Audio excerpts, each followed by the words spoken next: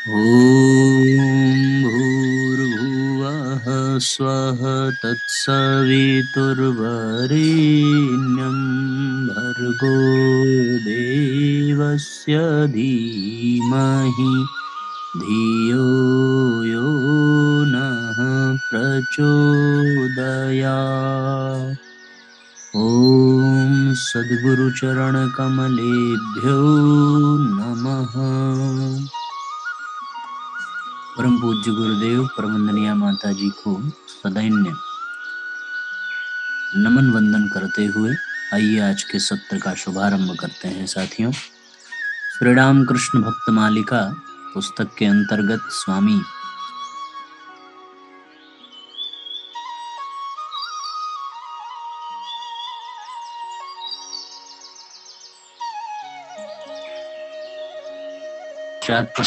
प्रश्न नहीं पूछे गए थे, पर आज के सत्र में हम लोग स्वाध्याय के पश्चात प्रश्न और उत्तर की चर्चा करेंगे। इसलिए ध्यान से सुनें ताकि आप आज के स्वाध्याय के अंतर्गत पूछे गए सभी प्रश्नों का उत्तर अच्छे से दे सकें। ठीक है, प्रारंभ करते हैं। अधिक से अधिक शेयर जरूर कर दें, सर्वाधिक लोगों को जिससे लाभ मिले और इसका आनंद अन्य लोग भी ले सकें, बहुत उत्तम होगा।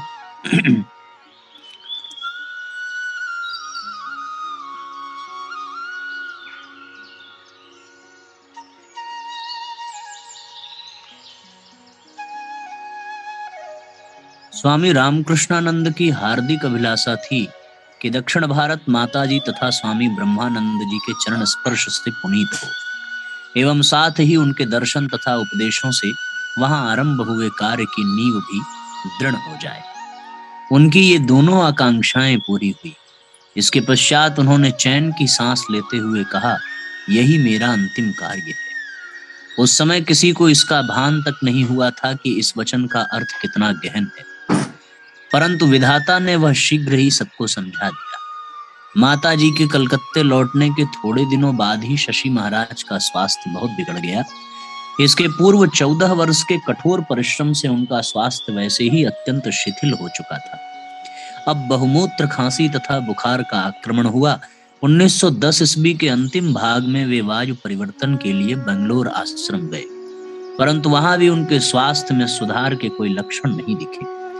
डॉक्टरों ने बताया कि उन्हें असाध्य क्षय रोग हुआ है और कोई उपाय न देखकर गुरु भाइयों तथा मित्रों की सलाह पर उन्हें कलकत्ता लाया गया। स्वामी ब्रह्मानंद उस समय पूरी धाम में थे। वे स्टेशन पर आए और गाड़ी में शशि महाराज से मुलाकात होने पर कहा, शशि, ये सब क्या है? सब झटक कर फेंक दो। रामकृष्णानंद ने उत्तर दिया, राजा, तुम्हारे आशीर्वाद देने से ही यह होगा। कौन जाने किस भाषा में क्या बातें हुई। महाराज ने वही बात पुनः दोहराई और शशि महाराज ने फिर उत्तर दिया। तदुपरांत विविध प्रकार से सहानुभूति प्रकट करते हुए महाराज ने कहा, डॉक्टर वैद्य जैसा कहें ठीक वैसे ही चलना। शशि महाराज ने उनके इस आदेश का जैसे अक्षरशः पालन किया, वैसे ही पहले आदेश के अनुसार शीघ्र ही सारे माइक संबंध भी झटक कर फेंक दिए। 10 जून 1911 ईस्वी को कलकत्ते के उद्बोधन मठ में शशि महाराज के पहुंचते ही अविलंब चिकित्सक को बुलाकर उन्हें दिखाया गया। चिकित्सकों का मत हुआ कि उनका शरीर 3 महीने से अधिक नहीं टिकेगा। कविराज दुर्गा प्रसाद सेन ने भी उन्हें देखने आए। सेन महाशय ने पूछा, क्या आप स्वप्न में श्मशान, तुलसी वन आदि देखते हैं?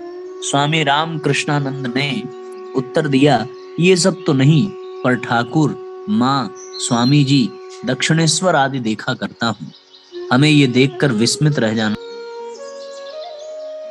हाँ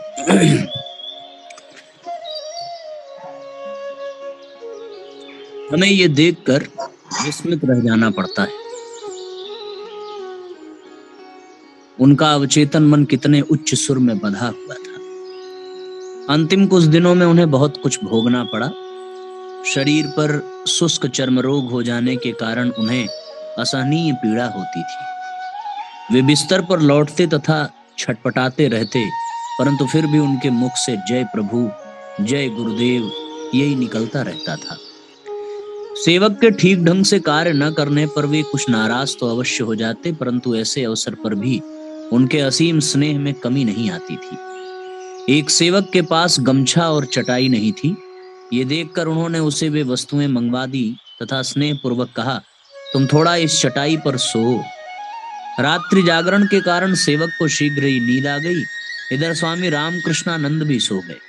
निद्रा खुलने पर उन्होंने सेवक से कहा, तुम्हें सुला देने पर मुझे भी थोड़ा नींद आई। भक्तों के जाति नहीं होती। ठाकुर की इस वाणी का स्मरण करते हुए नैष्ठिक ब्राह्मण वंश में जन्मे शशि महाराज इन दिनों अपने अब्राह्मण सेवकों के साथ हाथ से भी बिना किसी द्विधा के भोजन करते थे। कहते थे, तुम ठाकुर के भक्त हो, ब्रह्मचारी हो, तुम्हारे हाथ का खाने में मुझे कोई आपत्ति नहीं है। रथ यात्रा के दिन उन्होंने सेवक के हाथ में कुछ पैसे देते हुए कहा, जाओ रथ दिखाओ और 2-4 पैसे का कुछ खरीद भी लाना। सेवक उन्हें छोड़कर जाने को राजी नहीं हुए। तब उन्होंने कहा, काशीपुर के उद्यान भवन में ठाकुर ने भी मुझे ऐसा ही करने को कहा था। रथ यात्रा के बाद मैं उनके लिए 2 पैसे की छुरी नींबू काटने के लिए लाई थी। इस पर प्रसन्न होकर उन्होंने कहा, ये सब मानकर चलना पड़ता है। गरीब लोग 2 पैसे पाने के लिए दुकान लगाते हैं, ऐसे मेलों में 2-4 पैसे का कुछ खरीदना चाहिए। वस्तुतः स्वामी रामकृष्णानंद के जीवन के इन अंतिम कुछ दिनों में उनके जीवन का सर्वांगीण सौंदर्य मानो अनावृत होकर प्रकट हो रहा था। स्वामी प्रेमानंद 1-2 दिन के अंतर में बेलूड़ मठ से आकर उन्हें देख जाया करते थे।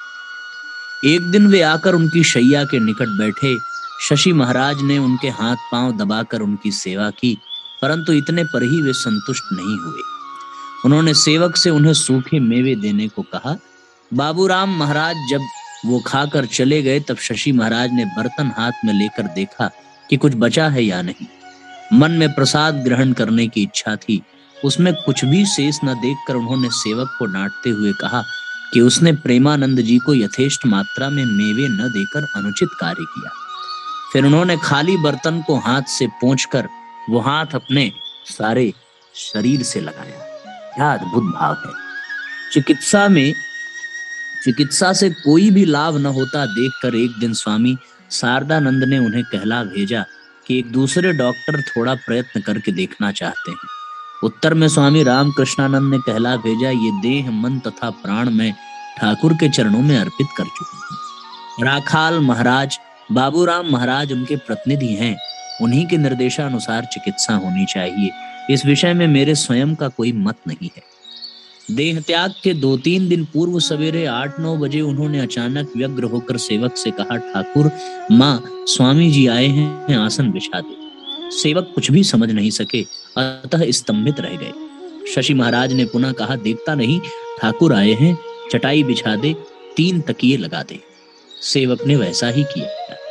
तब शशि महाराज ने निर्निमेष नेत्रों से एक अदृश्य दृश्य की ओर देखते हुए 3 बार प्रणाम किया। फिर कहा, वे लोग चले गए। माताजी उन दिनों जयराम वाटी में निवास कर रही थी। शशि महाराज उनके दर्शन करना चाहते थे, अतः स्वामी धीरानंद उन्हें लिवा लाने को गए, परंतु मां का आना न हो सका। अगले दिन उन्होंने अपने इस सूक्ष्म अलौकिक दर्शन के बारे में पुलिन बाबू से कहा और इस विषय पर एक गीत रचने का अनुरोध लेकर उन्होंने गिरीश बाबू के पास भेजा।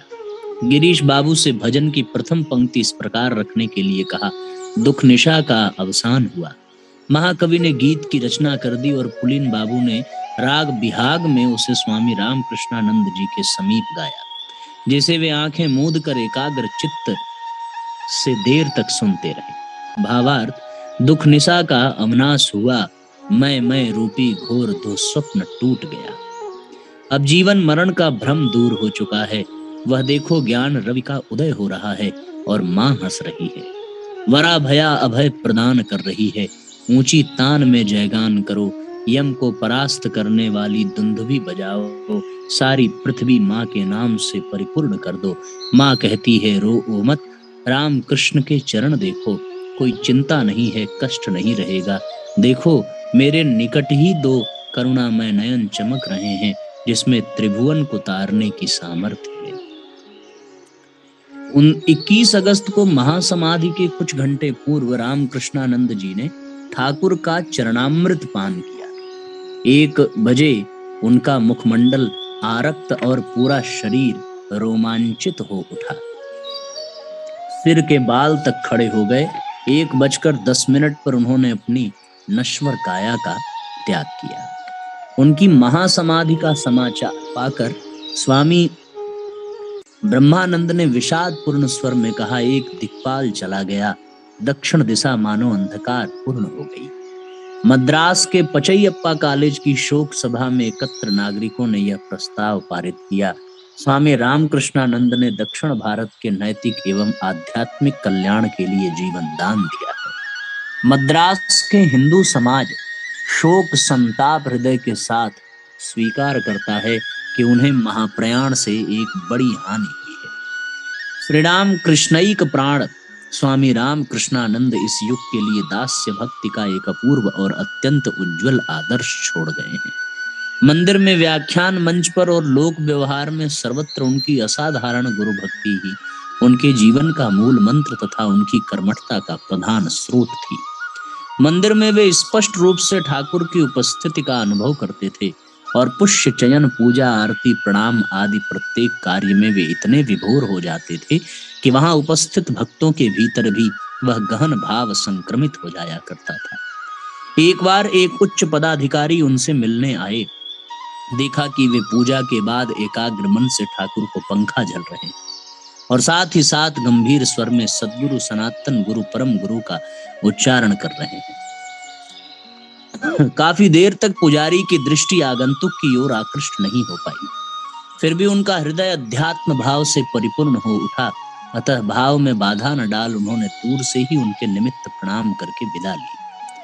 आरती के समय जब स्वामी रामकृष्णानंद जय गुरु का उच्चारण करते हुए दीपारती करते तो दर्शकों के हृदय में भक्ति की हिलोरें उठने लगती थीं और वे उस आलोक से उद्भासित होकर चरम संतोष का अनुभव किया करते थे। स्थूल काय शशि महाराज को मद्रास की भीषण गर्मी में कष्ट होता था, परंतु इसका प्रतिकार था दोपहर और रात में पंखा लेकर ठाकुर को बयार करना। ठाकुर के प्रसाद के अतिरिक्त वे और कुछ भी ग्रहण नहीं करते थे। बहुमूत्र रोग के समय चिकित्सकों ने उन्हें रोटी खाने की सलाह दी, परंतु ठाकुर के भोग में रोटी नहीं दी जाती थी, अतः वे रोटी नहीं खा सके। मठ का नवीन भवन बनने के 2 वर्ष के भीतर ही उसकी छत में दरार पड़ गई और उससे बरसात का पानी भीतर चूने लगा। एक रात वर्षा आरंभ होने पर रामकृष्णानंद जी ने ठाकुर के शयन कक्ष में जाकर देखा कि उनके ऊपर पानी टपक रहा है।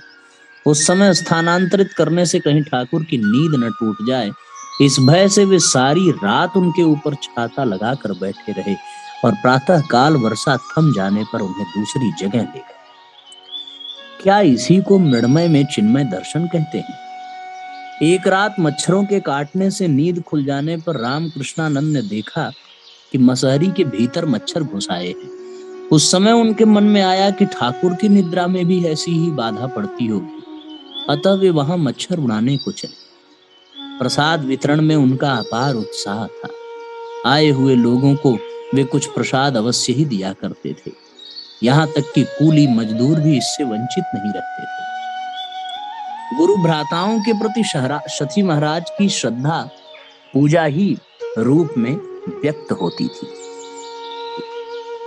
1899 ईस्वी में स्वामी विवेकानंद और स्वामी तुरायानंद के अमेरिका जाते समय उनका जहाज मद्रास में लंगर डालने वाला था।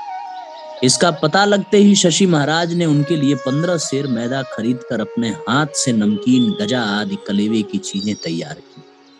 उस समय मठ में रसोइया या नौकर नहीं थे, नौकर रखने की सामर्थ्य भी नहीं थी, अतः सारे खाद्य पदार्थ लेकर वे कुछ भक्तों के साथ नाव द्वारा जहाज के समीप पहुंचे।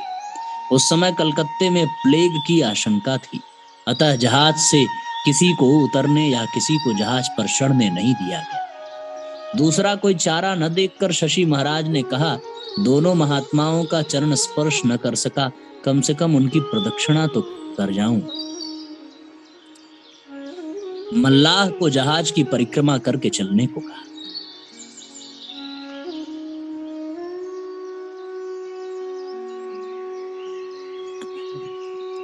एक बार स्वामी रामकृष्णानंद एर्णाकुलम में एक भक्त के घर गए। उस मकान में इसके पहले स्वामी जी भी पधारे थे। शशि महाराज ने जानना चाहा कि स्वामी जी जब उस मकान में आए थे तो उनका उठना बैठना कहाँ पर होता था। जब उन्हें पता चला कि जिस जगह पर वे खड़े हैं वही वह स्थान है, तो उन्होंने वहां लौटकर मस्तक पर वहां की धूलि को धारण की और कहा, यह स्थान पवित्र है। स्वामी जी की देह त्याग का संवाद मद्रास पहुंचने के पूर्व ही ध्यानावस्था में स्वामी रामकृष्णानंद ने सुना कि स्वामी जी अपने चिर परिचित स्वर में कह रहे हैं,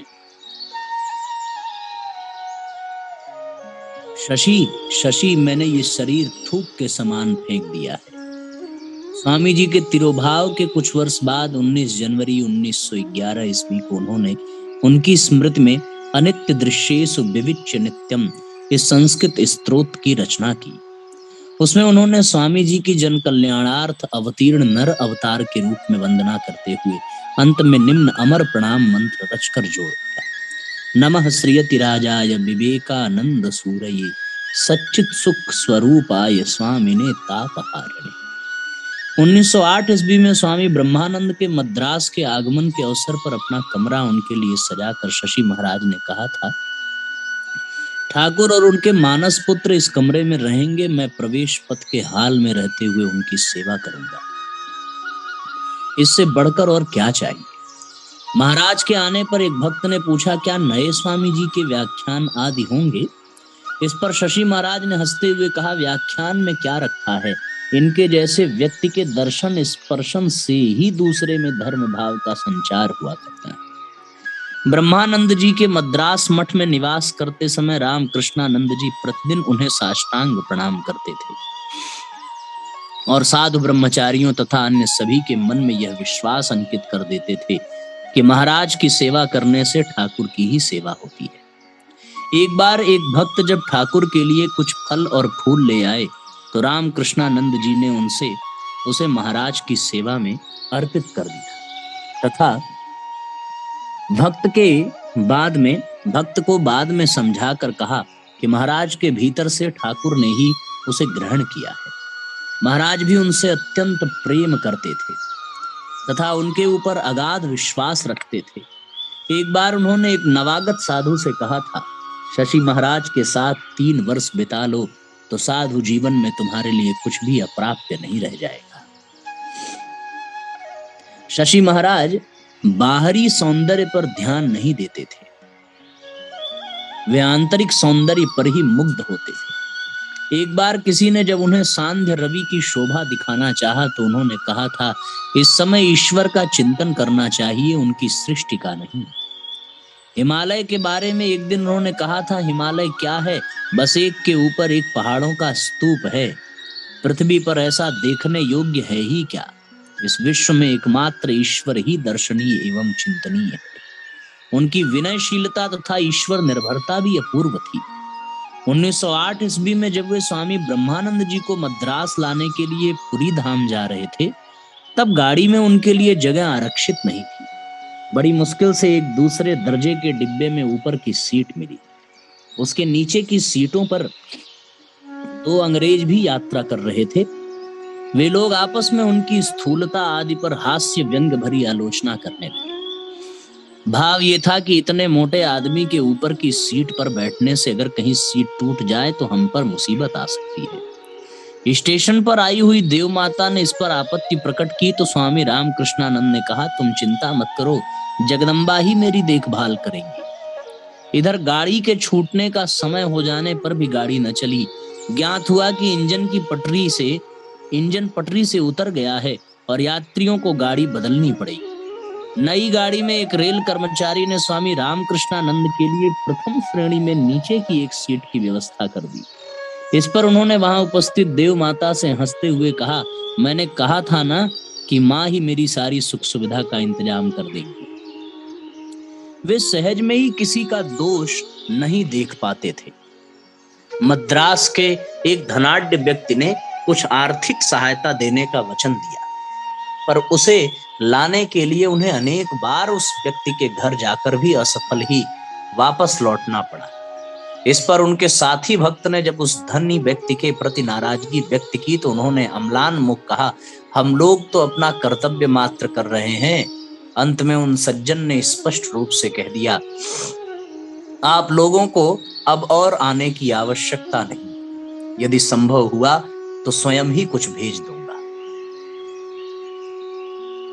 अब तो संगी का चेहरा क्रोध से तमतमा उठा, परंतु रास्ते में पहुंचकर स्वामी रामकृष्णानंद ने उनके कंधे पर हाथ रखते हुए कहा, यदि हम लोग मन में क्रोध रखें तो उनका अनिष्ट होगा। उनके धन न देने पर भी हमारे मन में उनके प्रति बुरी भावना न उठे। एक बार एक सज्जन ने उन्हें तथा एक ब्रह्मचारी को निमंत्रण दिया। यथा समय दोनों वहां पहुंचे, पर देखा कि गृहस्वामी अनुपस्थित है। समाचार पाकर जब गृहस्वामी लौटे तो उन्होंने लज्जित होकर कहा कि निमंत्रण की बात उनके ध्यान से उतर गई थी, अतः कोई आयोजन नहीं हुआ।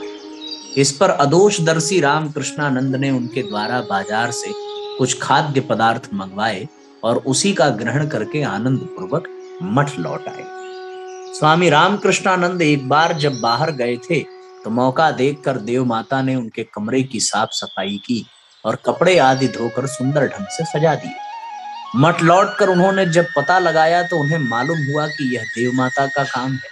इस पर असंतुष्ट होकर उन्होंने देव माता को ये कहते हुए सावधान कर दिया कि सन्यासियों के उपयोग की सैया या वस्त्र आदि का स्त्रियों को स्पर्श करना उचित नहीं। स्त्रियों के भक्तिमती होने पर भी सन्यासी को उनसे कोई व्यक्तिगत सेवा नहीं लेनी चाहिए। धन के मारे में भी वे वैसे ही सावधान थे। धन का स्पर्श वे नहीं करते थे। उनके स्थान पर उनका कोई प्रतिनिधि लेने देने का काम किया करता था। मठ में सम्मिलित होने के लिए जो युवक गण आते थे, उनके प्रति एक ओर तो जहां वे अत्यंत सहृदय थे, वहीं दूसरी ओर उनके चरित्र में सन्यासी जीवन के आदर्शों को दृढ़ रूप से अंकित करने के लिए कठोर भी थे। एक दिन उन्होंने एक सन्यासी से एक पत्र पर पोर्ट ब्लेयर अंडमान द्वीप मंडल ये पता लिखने को कहा, परंतु उन सन्यासी ने केवल पोर्ट ब्लेयर ही लिखा। इस पर क्षुब्ध होकर उन्होंने उनकी अच्छी खबर ली, परंतु अगले दिन मठ में पके आम आने पर परोसते समय जब सर्वोत्तम आम उन्हीं को दिया गया तो उन्होंने उसे चख कर वाह खूब मीठा है कहते हुए उन सन्यासी की पत्तल में डाल दिया। बाद में उन्होंने उनको समझा दिया कि गुरु या गुरुतुल्य व्यक्ति के आदेश का पालन न करने से अध्यात्म पथ में उन्नति नहीं होती है। इसीलिए उनके कल्याणार्थ ही पिछले दिन उन्होंने नाराजगी प्रकट की थी। एक युवक इधर उधर भटकने वाले वैरागियों के दल में सम्मिलित हुआ, किंतु बाद में उनके दुर्व्यवहार से जर्जरित हो स्वामी रामकृष्णानंद से आश्रय की याचना करने लगा। रामकृष्णानंद जी ने उसे आश्रय दिया, परंतु कुछ दिन बाद ही वह पुरानी आदत के कारण बिना कुछ बतलाए ही अन्यत्र चला गया। फिर कुछ दिन बाद वह लौट आया और पुनः पूर्ववत क्षमा याचना तथा आश्रय के लिए प्रार्थना करने लगा। रामकृष्णानंद जी ने उसे पुनः मौका दिया।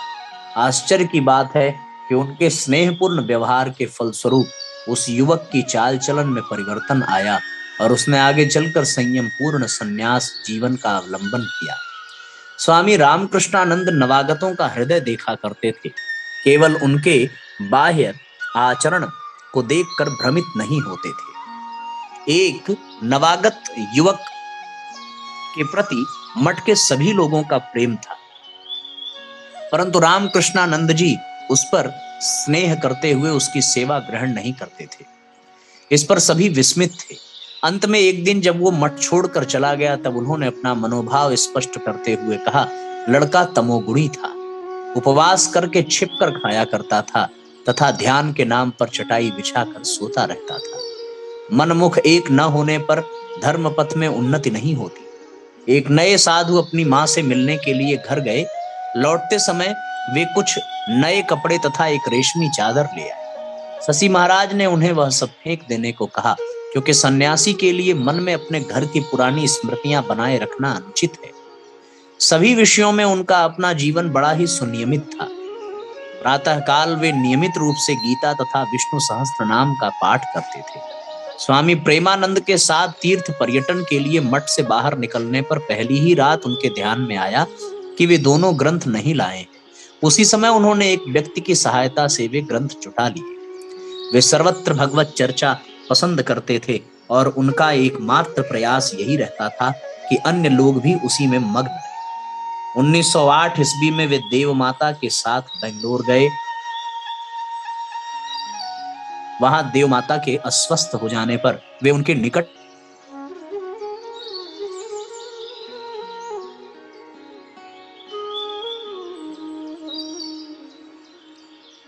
माता के साथ विविध विषयों पर गप्पे छेड़ दी। इधर शशि महाराज अत्यंत बेचैन होकर निरंतर व्यस्तता प्रकट करने लगे। अंत में विवश होकर देव माता ने उनसे पूछा, क्या आप अस्वस्थ अनुभव कर रहे हैं? उन्होंने सरल भाव से उत्तर दिया, मैं ठीक ही हूं, परंतु तुम लोगों की चर्चा मुझे जरा भी अच्छी नहीं लग रही है। सौभाग्यवश भगवत प्रेमी सन्यासी की इस स्वाभाविक अप्रसन्नता पर बुरा न मानते हुए आगंतुक सज्जन ने प्रसंग बदल दिया। जो लोग उपदेश लेने या शास्त्र व्याख्या आदि सुनने आते थे, उनके आचरण की ओर शशि महाराज की प्रखर दृष्टि रहती थी और उनके उन जिज्ञासु जनोचित व्यवहार में कोई त्रुटि दृष्टिगोचर होने पर वे तुरंत उसमें सुधार कर दिया करते थे। एक बार एक आगंतुक मठ में आए और समाचार पत्र खोलकर पढ़ने लगे। ये देखकर उन्होंने कहा, बंद करो अपना यह अखबार पढ़ना, ये सब पढ़ने की जगह तो बहुत है। मठ में आए हो तो यहाँ प्रभु का चिंतन करो। धर्म पिपासुओं की किसी भी दुर्बलता को वे सहन नहीं करते थे। एक दिन एक व्यक्ति ने लॉटरी में कुछ धन कमाया और उसमें से 15 रुपए मठ में देने की इच्छा व्यक्त की, परंतु शशि महाराज ने उसे स्वीकार नहीं किया। निंदनीय उपाय द्वारा प्राप्त धन देव सेवा के लिए व्यय करना उनकी दृष्टि में गर्हणीय था। अन्य धर्मों के प्रति उनका अंतःकरण श्रद्धा तथा सम्मान से परिपूर्ण था। बाइबल का अत्यंत मनोयोग पूर्वक अध्ययन करके उन्होंने उसकी संपूर्ण भावराशि को हृदयंगम कर लिया। बाइबल की व्याख्या करते समय उनके प्रत्येक वाक्य इतने भाव तथा ओज से पूर्ण रहते थे कि ईसाई मतावलंबी भी उसे सुनकर मुग्ध हो जाते थे। निष्ठावान हिंदू सन्यासी के रूप में सुप्रसिद्ध स्वामी रामकृष्णानंद जी ने कई बार गिरजाघर में जा ईसाई रीति के अनुसार वेदी के समक्ष घुटने टेक कर प्रार्थना आदि करते हुए मद्रास वासियों को विस्मित कर दिया था। एक दिन संध्या समय आधी पानी से बचने के लिए कुछ मुसलमान छात्रों ने आकर मठ में आश्रय लिया।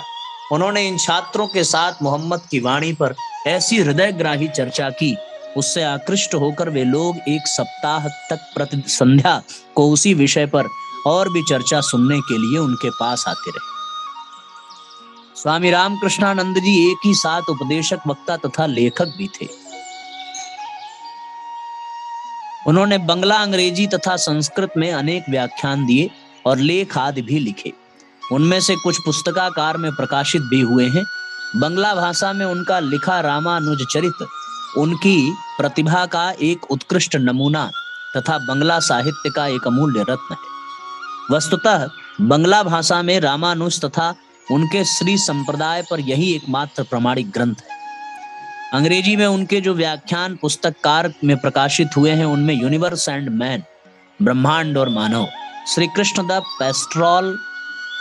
पेस्टोरल एंड किंग मेकर, गोपालक तथा नृपति निर्माता Shri Krishna, the soul of man, मानव की आत्मा आदि ने अत्यधिक प्रसिद्धि प्राप्त की है। प्रथम ग्रंथ में वेदांत के कुछ स्थूल तत्वों की व्याख्या है। द्वितीय ग्रंथ में श्री कृष्ण की वृंदावन तथा द्वारिका की लीलाएं वर्णित हैं। तृतीय ग्रंथ में मानव के यथार्थ स्वरूप की चर्चा हुई है। स्वामी रामकृष्णानंद दीर्घ जीवी नहीं हुए। 49 वर्ष पूरा होने के पहले ही वे इहलोक को त्याग गए।